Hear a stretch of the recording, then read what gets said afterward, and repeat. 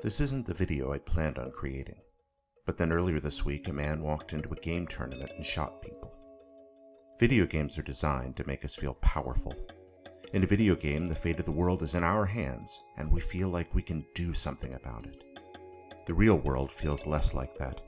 Sometimes the real world feels like trying to play through Zelda without ever picking up the sword. We feel lost in a landscape populated by fears, a broken tide of confusion overtaking us. I've been studying a lot about Superman recently, in preparation for an upcoming PAX panel. I love Superman, but the games he stars in are usually bad, because they miss a key point about him. These games try to present Superman as punching his way to a better world.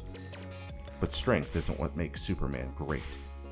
What makes him great is that even though he's physically invincible, he chooses to make himself vulnerable by caring about others.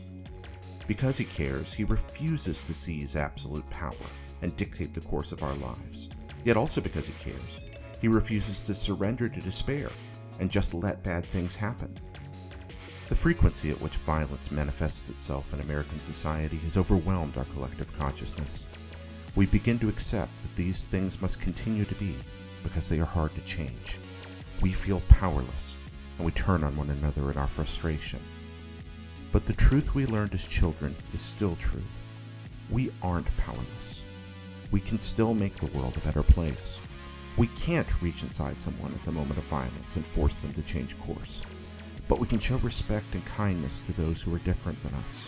We can show compassion for the suffering and the marginalized.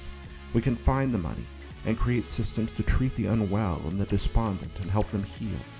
We can embrace better laws that demonstrate a societal intolerance of violent crime. We only lose to this tide of violence if we give up.